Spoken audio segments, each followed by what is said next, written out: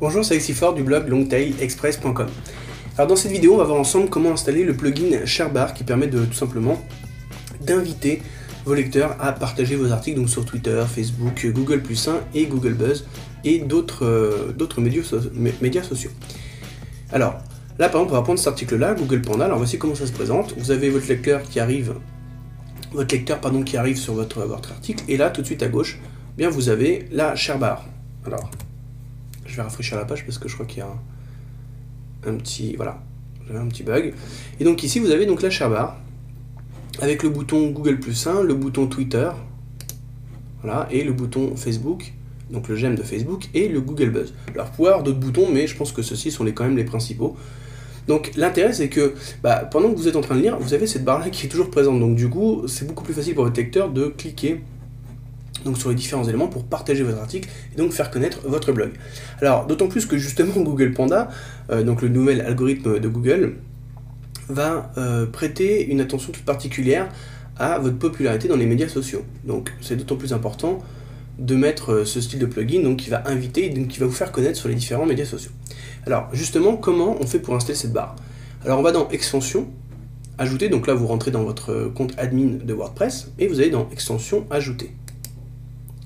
Et là, on va taper tout simplement ShareBar, donc le nom du plugin, voilà, et vous cliquez sur Chercher parmi les extensions.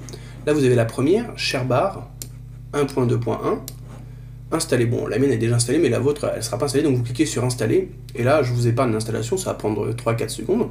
Et une fois que ça sera fait, vous allez dans Réglages. On va chercher ShareBar, et là, vous avez donc le menu pour configurer les différents boutons.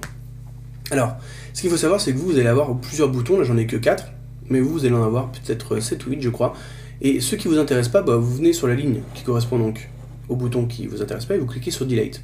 Moi j'ai effacé comme ça Dig Like et je sais plus lequel, mais j'en ai effacé plusieurs. Bon.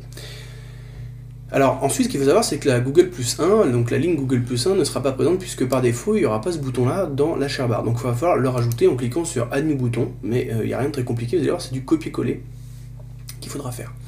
Alors juste une petite chose, ici vous avez la position du bouton dans votre ShareBar. Si vous regardez bien ici, on a ici la même disposition, c'est-à-dire position 1 Google+1, position 2 Twitter, position 3 Facebook, position 4 Buzz. Bon c'est bien ce qu'on a là. Google+1, Twitter, Facebook et Buzz. Alors ensuite, nous ce qui nous intéresse c'est de rajouter le Google+1. Alors là, vous cliquez sur Add New Bouton, voilà. Et là, vous écrivez le nom, donc Google+1. Là, la position, est-ce que vous le voulez en première position, en deuxième, troisième, quatrième? Donc c'est la position dans votre ShareBar. Vous cliquez sur Enable pour rendre le bouton actif. Et là, vous avez du code JavaScript en fait à coller. Alors là, je clique sur Cancel, je vais vous montrer ça. Donc rien de très compliqué, je clique sur Edit. Et vous avez ce code-là, donc à copier-coller dans Big Bouton, donc le gros bouton, et celui-ci dans le petit bouton. Voilà. Donc ça, je vais vous le fournir dans l'article, il y aura juste du copier-coller à faire, donc rien de très compliqué. Vous voyez la configuration, le nom, la position que je lui donne, je le rends actif, et je copie-colle donc mes deux JavaScript, qui sont en fait finalement exactement les mêmes à chaque fois. Jusque là, vous avez tall, qui veut dire grand, donc la taille du bouton, et là vous avez petit, donc small, qui veut dire petit, donc la taille du bouton, petit. Donc l'un, c'est pour celui-ci, et le deuxième, pour le petit bouton.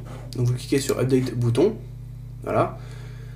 Et donc bon là c'est ma page qui n'a pas fini de charger, j'ai un petit bug en ce moment sur mon blog WordPress, donc du coup ça met un petit peu de temps à s'afficher.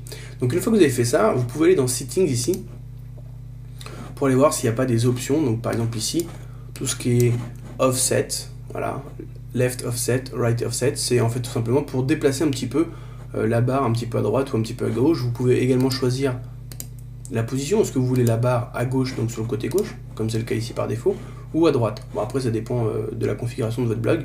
Donc je vous laisse regarder différentes configurations, normalement il n'y a pas trop de choses à toucher, hein. Peut-être mis à part le positionnement de votre barre ici, la taille, donc la largeur de votre barre, c'est-à-dire ici vous avez 105 pixels, donc après c'est à vous de voir si vous l'avez plus grande, plus grosse ou plus petite. Et là vous avez Twitter Username, donc je vous conseille quand même de mettre le vôtre, hein, on ne sait jamais, ça peut permettre aux gens de vous suivre sur Twitter, c'est toujours ça de prix. Et là vous pouvez changer donc la couleur, ça va être du code HTML,